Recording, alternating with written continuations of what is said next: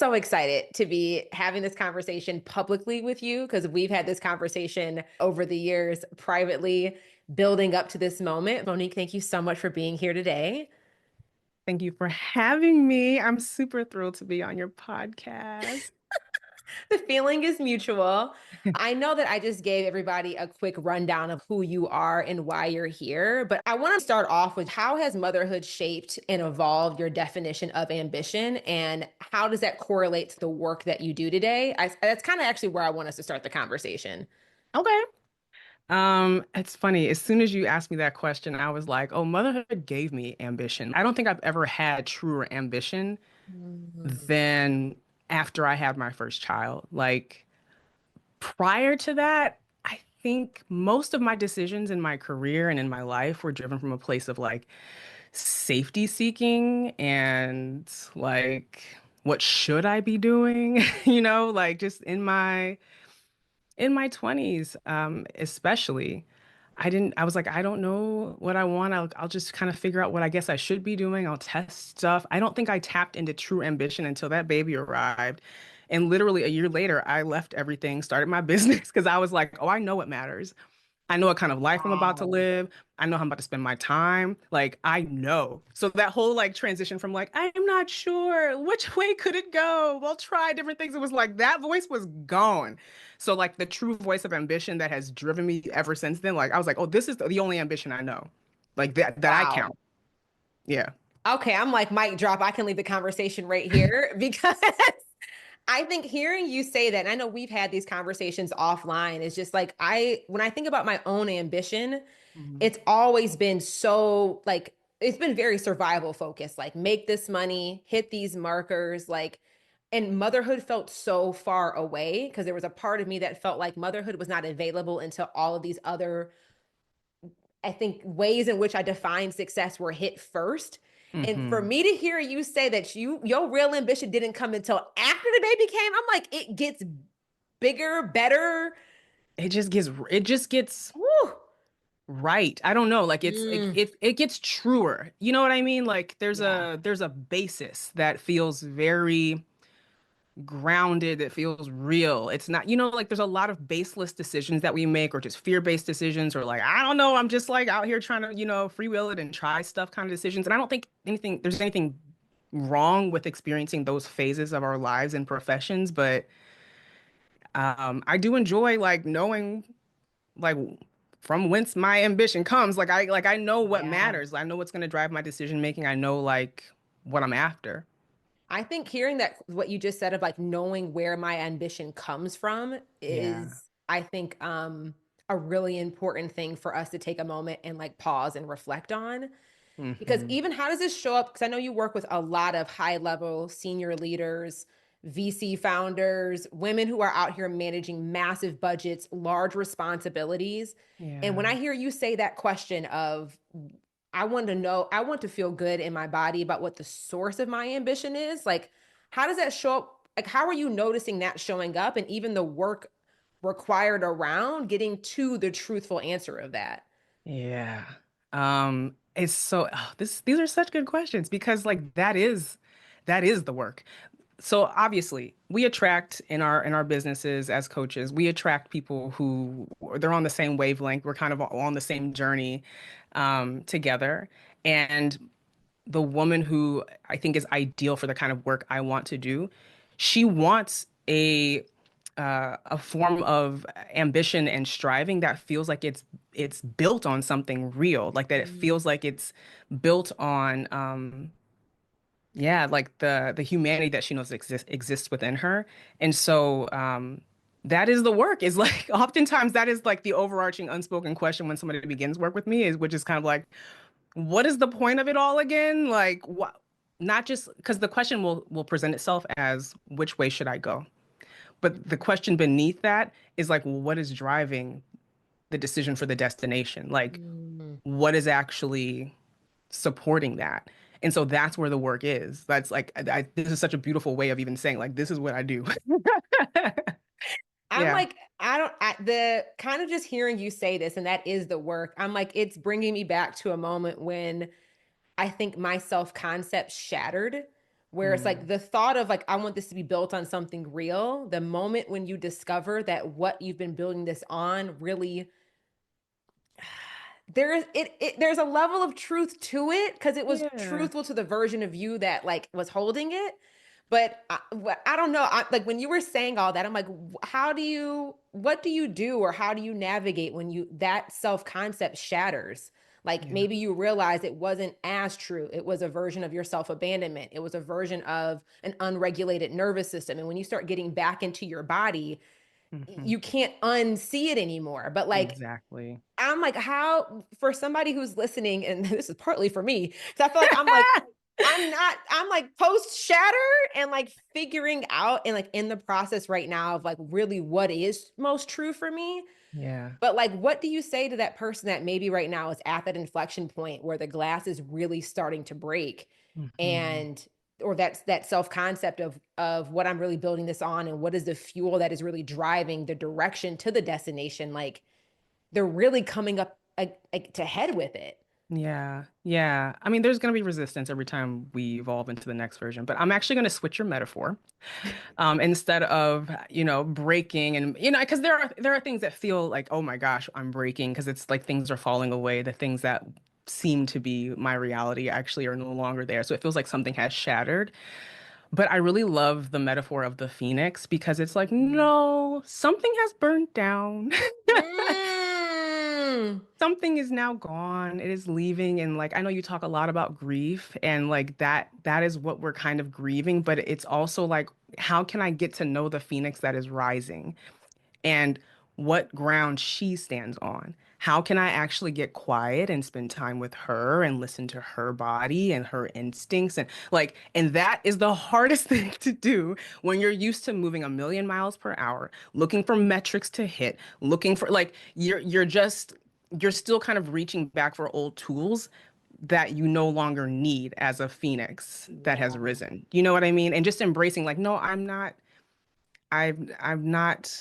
there's nothing in me that is like incomplete. It's Mm. like that cycle has completed. I'm in a new cycle. Yes, I'm always learning and growing and expanding, but I'm whole as I am. And how can I just be with where I'm at now and listen to like the wisdom that does reside here? I know exactly what I need and want, and like what matters right now is if I can create space for it, create Mm. space to listen to it and to trust it. Yeah, when you said bringing up grief, I'm like, I think there was, and there it still is. I'm like, I didn't realize how much of adulting and Mm. growing up, how much of it is like grieving an older version of ourselves and having like grace and love for that version, and also like grieving like when it's gone, like grieving when it has burned down, and like it's almost like this shedding and like this new thing comes out, and Mm. it's an interesting dynamic. I think as I'm continuing to get older, I'm like, oh, I think this is just going to be a normal cycle of life versus Hmm. like this is the end all be all. But I'm just imagining when I hear you say of like, okay, we need to slow down Hmm. and the resistance that comes with adjusting our pace. I've always really admired about since I've known you, you've always built your business, at least outside looking in, at a pace that at your pace, not at Hmm. the pace at which the industry feels like it's going or the pace at which many of us will like self impose. And I feel like the slower you've moved, the more money you make. Like, Child, it is wild. but what do you like? I don't know. I would just love to hear your perspective of somebody that maybe is at the point of the burning or maybe coming out of the burning and it's at the point where it's like, I know I need to adjust my pace, but they're really in that moment of tension and really in that moment of resistance. And I mean, I can even think for me before I slowed down, I mean, I was terrified. Like, it felt like a full body experience of like a visceral reaction of like, I can't. Yeah. But just like, how do you help clients navigate that? Because it's being like, it's not too far from the other side, but being on the other side, it's like, it is a fundamental requirement to adjust my pace, to make the time to start to integrate and like reconnect with myself in a way that I probably was very much disconnected from previously. Yeah. So I think, in that same sort of metaphor of like, okay, there's the thing is burning down on like, maybe like the little beginnings, little hatchling of a of a phoenix is trying to rise, but you're like in that, what I'm hearing is like somebody who's like really in that in between, like I'm like trying to let the final embers burn and like let this new version of I me think the emerge. woman listening to this probably like I imagine Uh-huh. she's hearing right now, and it's like, I don't know who this Monique woman is, but I'm in it. Like, I Yeah. think a lot of us have the awareness where we're at the point now where we are questioning Hmm. and curious about like maybe this needs to be different. But Hmm. there's like the how do I do myself through this versus like who do I need to become to get through this? Like who's Yeah. at that inflection point? Yes. So this cannot be like your next achievement. I think like that Oh, hold the on. Let frame. me. You- this cannot be your next achievement. Yeah. Mm, And that in and of itself, that contains the essence of a doing approach versus a being. Can I allow? Like I've been studying a little bit more around like feminine energy and masculine energy and what's healthy feminine versus, unhealthy in both, for both energy types. And the more that we can relax into a deserving space, a space where we assume that what we need can come, that we are mm, attracting what we need, and that the track that is running in the back of our mind, because there's always that little inner achiever. She's always gonna pop up and try to tell you, like, no, we need to push harder. We got to get it. Again, like, where's my check boxes? Like, she's going to pop up. She never disappears. I don't believe that part of ourselves ever mm, disappears. But you can give space to this other side of yourself that is trying to grow and trust that it will become stronger than her. mm, Okay. So I think it's just a recognition of like, there's this duality that starts to exist. Like you said, you can't unsee it once you see it, but trust that that new version of you is what's seeing it. So that means that some new possibility has become available and that there's a new version that you have to give her some, you gotta give her some chance. You gotta give her some space to work, let her cook. And these are like small experiments. I often talk to my clients around like, okay, on scale of 1 to 10, what is like 10 is like this is going to explode my brain versus a 1 like this doesn't bother me at all. This causes no anxiety. Like where can you find a 3 or a 4 to start with? mm. A small exercise, a small example. And it's usually like the tiniest things in our closest relationships where we can begin to experiment with these things.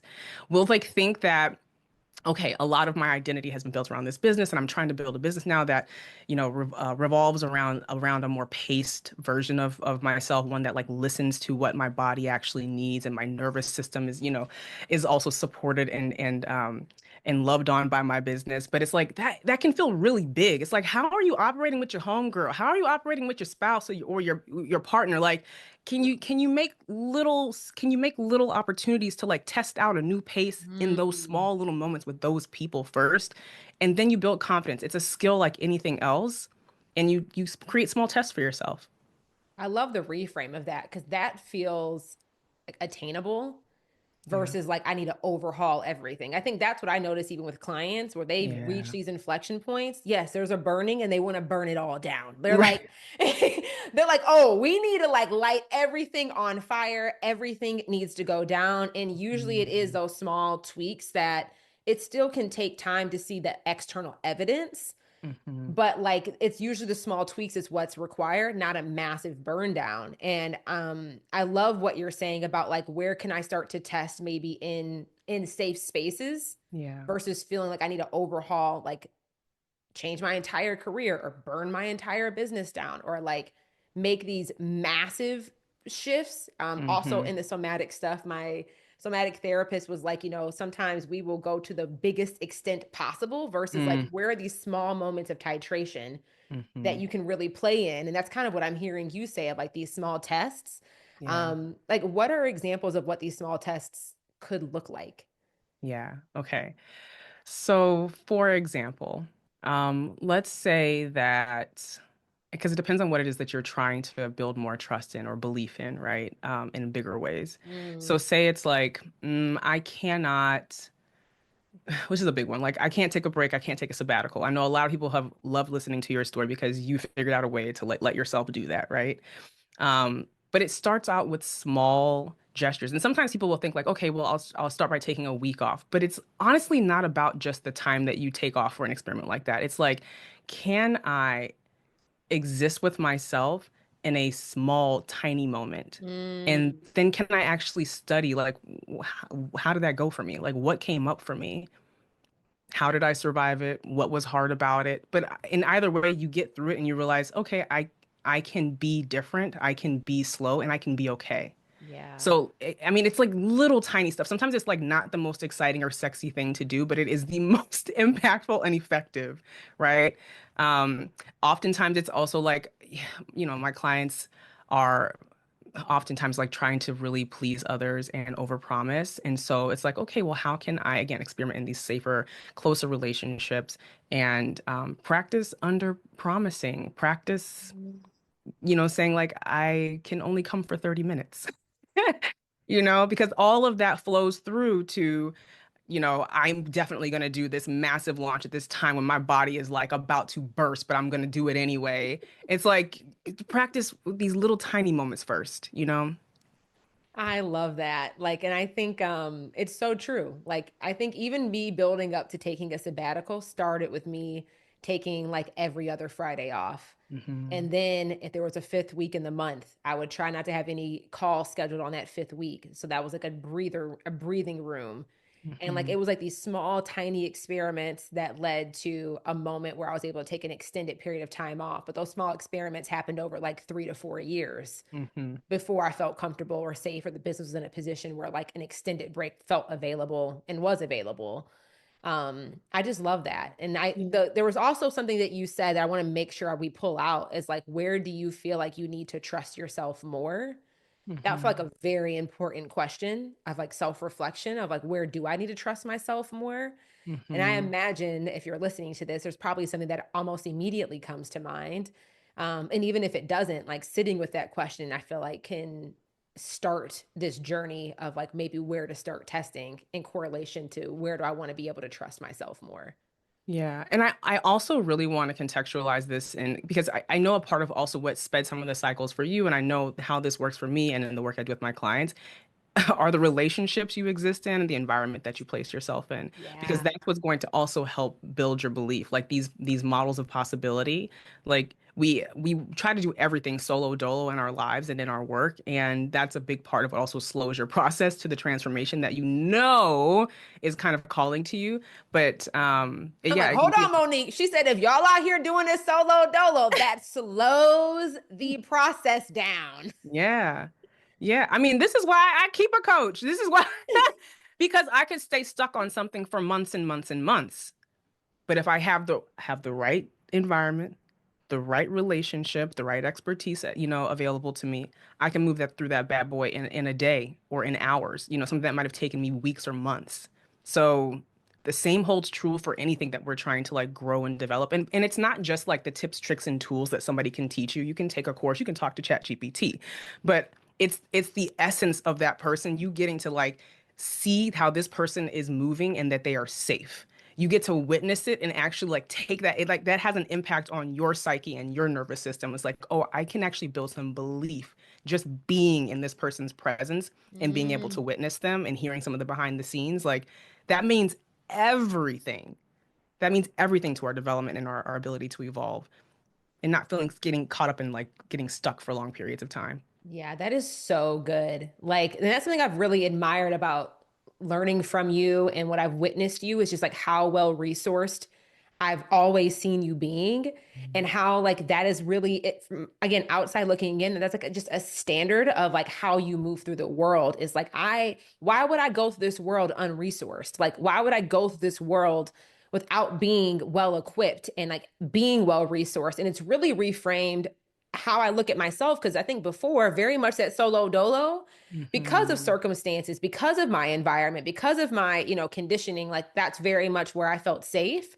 But when Yeah. I really started to think about Jerisha, the bigger things, like the dreams that you say that you want, that you're honestly not allowing yourself to even play in, it's Mhm. because those dreams cannot come to fruition doing it solo dolo. Like, and also why, like, I think when, again, watching you, and I love how you talk about this on your podcast and just like pretty much in general, like if you come across Monique, you're going to be blown away by like how she resources herself and how much permission it gives you to do the same. Mhm. But it's just like, I think it's a version of self-love. And it's like, if I love Oh yeah. myself, do I not love myself enough to not want to be resourced? Like, I think when I started doing a lot of this work and slowing down and adjusting my pace and getting back in my body, it's like it's an act of self-love to allow myself to receive and be resourced. So like why would I want to do it any other way? Well, and I will answer that question, right? Why would we want to do it any other way? Certainly, there are huge societal pressures and systemic For issues and things sure. that drive, but what they are driving is our self-concept. What they are driving is our self-identity. And if you are holding a self-concept of someone who is like, I'm needless. I have since I was a little girl, I've been placed in maybe better schools or, the special programs or sent off on the bus to go here and there and getting this access and exposure to things. But when I come back home, nobody can help me do what it is that I really need to do. So I've learned a certain kind of self-reliance. And so Yeah. there's a version of you that has been like built up to be like, I need to operate solo dolo because I believe no one can help me. No one can truly help me. The help is not available, right?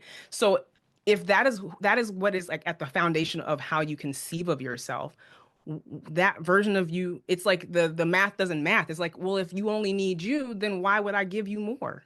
Yeah. Why would I resource myself if myself don't need nothing? Don't need nobody? So this that self-concept work, Whew. everything. Everything. I'm like, you literally just summed up the last six of my therapy sessions. Like, no joke. Like, if I had to define a chapter of what therapy's been like for me the past 4 months, is Mm, that it's safe for me to have needs. yeah. And because of how often you go through this world, exactly to what you said, especially growing up, I was the kid in the house that like had it figured out. Or Hmm. like, oh, she's good, she's responsible, she's taking care of herself, she doesn't need anything from us. So like nobody checked Hmm. in on me, nobody's Hmm. asking me how my grades were, how school went, or just it was just, we know she's good, so like Hmm. nobody checked in. It's like, I think it's like, make sure you check in on your strong friends. Right. Most people Right. aren't. And that has been, and I love what you talked about, like, with the testing, because it's like I've had to start practicing, even just like making small requests within my friendship circles, Hmm. or even preparing for a wedding right now. I'm like, Yeah. oh, it is the biggest test of allowing yourself to Mm, have needs, because it's like all about you and your spouse, like yeah. asking people to show up, asking people to be in your bridal party, Yeah. like asking people to come in addition to a bachelorette Hmm. it's like, it's so, and I didn't realize how activating it was, because it's like these are all opportunities where it is, quote unquote, based off of whatever, like I'm supposed to be asking these people and allowing them to show up and just celebrate with me. And yeah, like feeling safe having needs. Mm. Yeah, that's That's an like the all-day chapter of topic. therapy I'm in. That's an all-day topic. I All day. mean, Like, yeah, honestly, and yeah. I feel like, I know we started this with motherhood, and because I know, Mhm. I mean, a lot of this work that I'm doing, and a lot of what's been coming up for me is like, okay, I'm like, Jet, you're like almost helicopter Mm. parenting yourself too hard Okay, that's funny. as it relates to like how you're preparing for motherhood. Because I think there is Mm. a part of me that's just like, that seems, becoming a mom just seems like one of the most vulnerable and transformative things that you will ever do. Because it's like, I don't have control of like, hey, grow an arm now. Hey, get that pinky toe in. Like, your body Mhm. just does it. It's like, to me, it's such an extreme and like the ultimate version of self trust, Yeah. because it's just like it's a divine experience. Yeah, it's a Um, supreme surrendering. Supreme surrendering, Yeah. like. And when I think about a lot of what we're talking about with like self trust and being resourced and allowing ourselves to have needs, I can only just imagine from the conversations I've had with other moms and other Mhm. clients who was like, they're juggling all of that in addition to now trying to figure out like where and how to hold space for self in the midst of Mhm. all these other roles and identities that they play.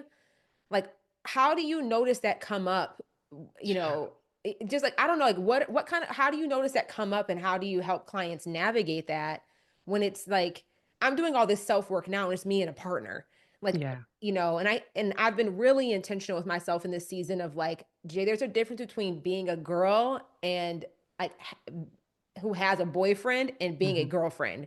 There's a Hmm. difference between being a woman and like a woman who is married versus just being a wife. Like I'm trying, like, Mm, how do I maintain my sense of self hmm. amongst all these other identities that I hold? Child. Ain't that the set of questions? So, Oh, like just so what is it's your like, th what are and you this is working on? like Yeah. What do just you got tiny for us, things. Monique? This is the eternal question that, like, especially again, if you're already high achieving, you have ambitions, you have dreams, there's things you want to do in life, things that you want to experience. It's like I don't want to lose myself to motherhood. I don't want to lose the relationship I've been building with myself, the space that I've created for myself. Like, how am I going to do this with this tiny human depending on me for so much? And I wish I had a clean, sweet answer for you, but the most succinct way that I can answer that based off of my experience and the work that I've done working with so many other moms of color in particular, right? Because we have Yeah. different layers of pressure. And we can go Um, into that in a minute because okay, that we can get is into it. the different layers of privilege and how like what your circumstances, environment, resources are. I imagine like it Child, plays such a huge factor in all of this. child, huge. And yeah, it's yeah. So we'll go there. Um, but my truth has been that I've never lost the inclination or the urge to continue to fight for me. Mm, Like if you just trust, I will continue to fight for me. And I think some of the things that have really helped me together, and I'm assuming that these are probably going to also be really supportive to you, is the fact that I did self-invest prior to having a child. Like I had a therapist for years, so I got in touch with little Monique. I've had conversations with her. I have tools and ways of being with her, so I didn't have to try to make that up and figure all that out once a kid gets here. Not to say that that's impossible, but that wasn't the experience I had. And I can imagine that that would make things even more challenging because you don't have a thing to kind of come back into or tools that already exist yeah. to engage in that fight. So it's like you can't pre-schedule and pre-plan and pre-calendar like, and this is how I will have the space for myself as a mother. It's like you're rolling with it. It's the same way. I mean, it's a different type of thing and it's a slightly different level, but like the same way that as an entrepreneur, it's like this is the greatest form of therapy you will ever experience, publicly. Motherhood is very similar. Like you're going to discover parts of yourself that you did not know were there. I don't care how much therapy you've had, how self-reflective and self-aware you are. Like it brings new stuff out of you, just like entrepreneurship and other big experiences Yeah. of your life do. So I think trusting that you will maintain the fight and that you have resourced yourself with the relationships, the people that you place around you are incredibly important. You will, I can definitely say in the first, year of being a mom, most other moms out here, like we just want to hold each other down because there's this great awakening that happens of like, oh, this is what it is. And so the outpouring of support, it doesn't take much to find it, is what I guess I'm saying. It's Mm. like everybody is just ready to hold each other down. You kind of enter into this new like sorority of especially early motherhood. And it's available to you. But I'm never gonna say like, and it's easy. You just map it out and then you're good. Mm-mm. No, that's not the thing. But you get to trust yourself that you will fight for you and maintain Mm. that as your core. And then you start to build the same things you do in your business. You build systems and processes and things like that to support you coming back into yourself and creating more and more space for yourself. Yeah, I just love that. Like, it's just what are this never ending journey of just like what are the new tools that I might need for whatever it is that I'm coming up against? And how am I Mm. resourcing myself in my relationships? And I know Yeah. that you have a podcast episode coming out very soon about this. Ciao. And there's you've had now this will be your second one about just like how you have been well resourced. Yeah. Are there certain things that you notice kind of across the board of like when people hear this, like, oh, I need to be resourced. When I really heard you start to break down what you meant by resourced, it Hmm. expanded my definition of what resourced meant. And are Hmm. there certain things both like at home and just like in your family dynamic and motherhood dynamics? I think this is something too, like how I've been preparing my tools over Hmm. the years. I've been like talking to different moms, and it's like, how do you run your household? Like, how do you Hmm. resource yourself? What are these conversations or these things that you're investing in that like create relief? And then even you as an entrepreneur, as a business owner, as a leader, as a speaker, as a facilitator, like if you had to like maybe come or share just a handful of ways in which you've been resourced or ways in which really makes a huge difference for your clients and how they resource themselves, like what are some specific examples of that? Yeah, and I'm actually this is so interesting too because I'm developing a small master class about this particular topic because it's this thing that's up for all of us, and we're like looking for guidance, we're looking for inspiration, we're looking for permission to Mm. give these things to ourselves. And I'm like, I'm gonna share what I know.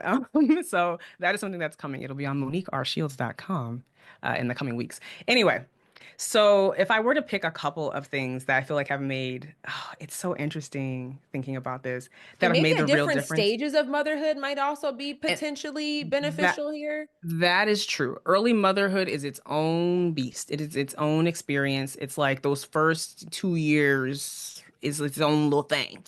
Um, but um, the the things that have mattered most are the relationships. Like, Mm, so I have pushed myself to move past the like social narratives that moms don't deserve to have any time to themselves and blah blah blah.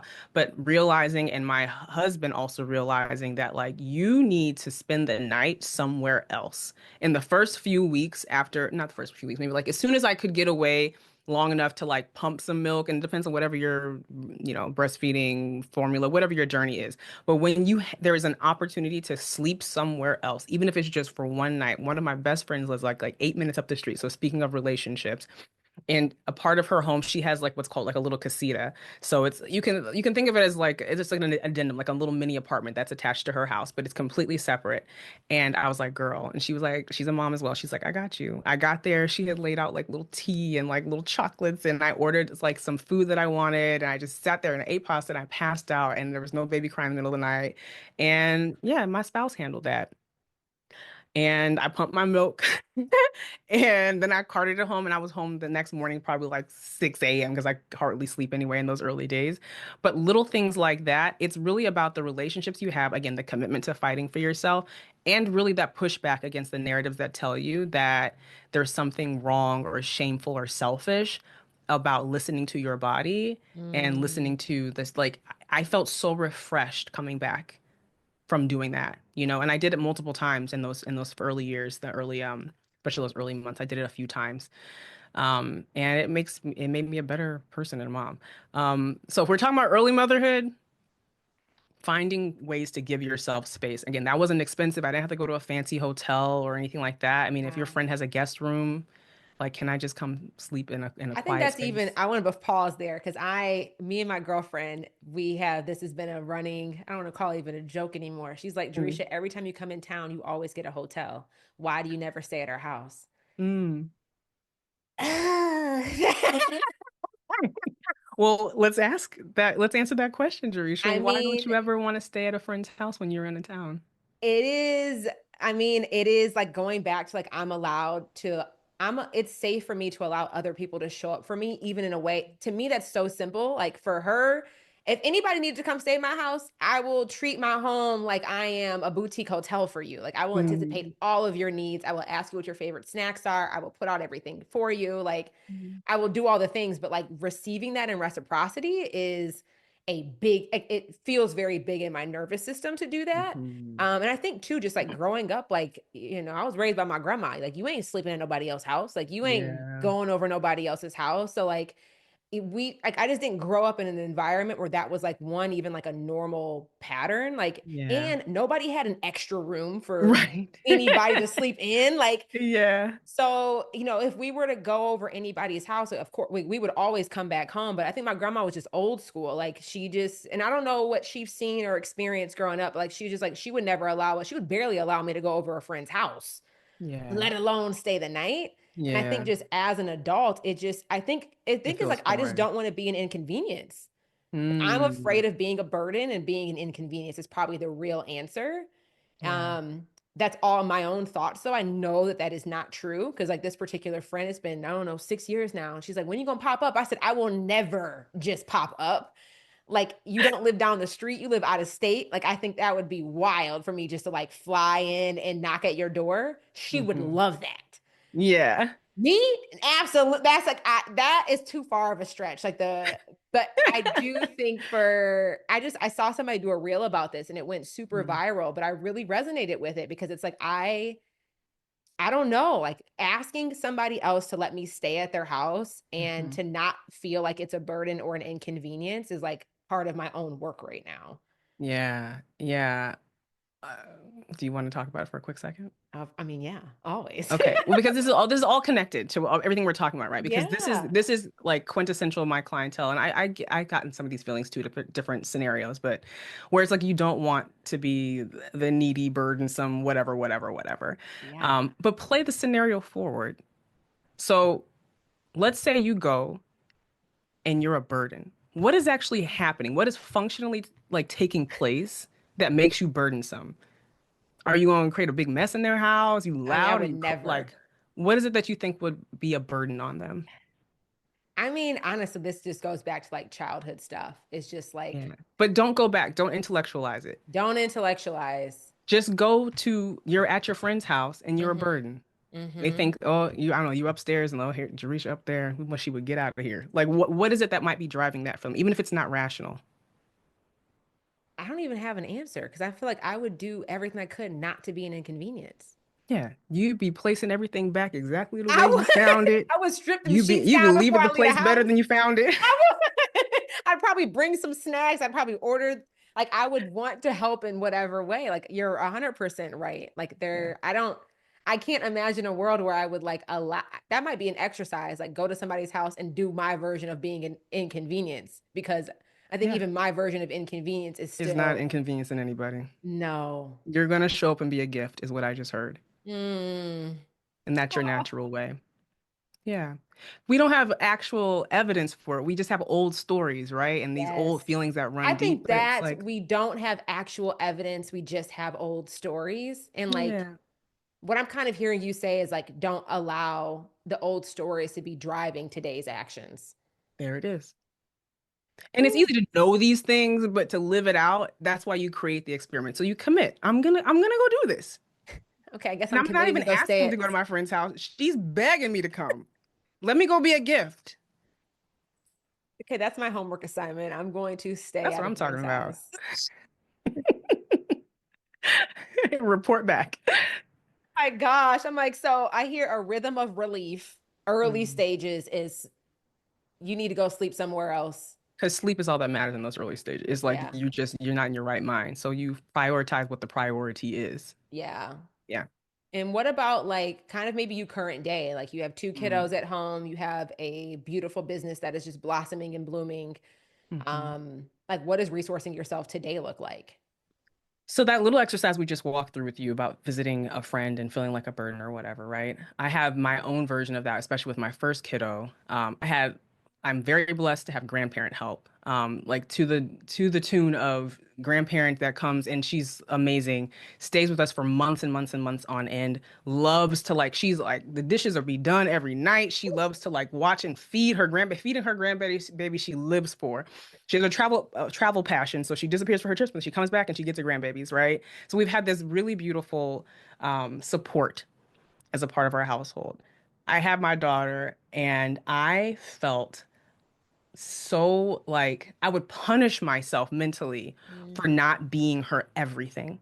So my mother-in-law would be like, "Go, go," and I'm like, "No, I like." That is not what good mothers do. Like I'm not, you know what I mean?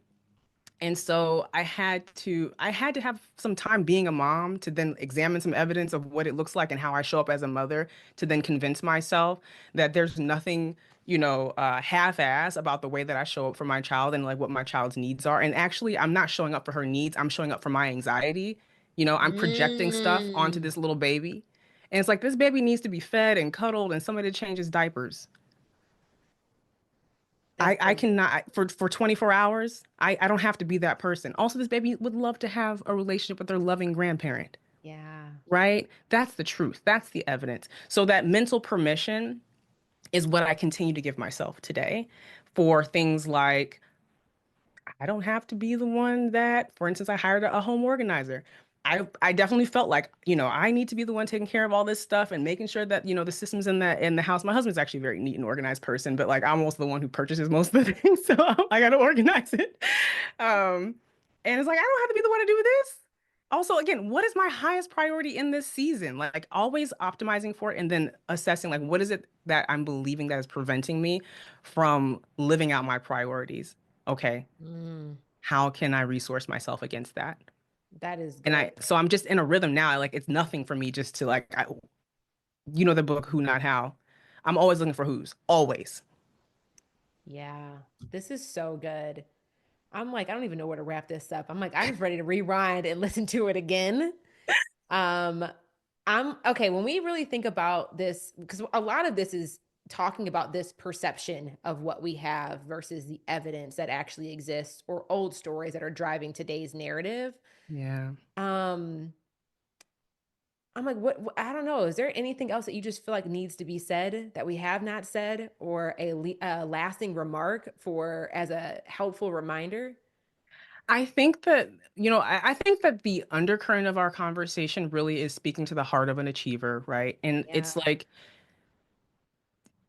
recognizing where you're trying to create opportunities for achievement, where it's like, it's just not, it doesn't serve you. I think most of the time, achievement is externally driven.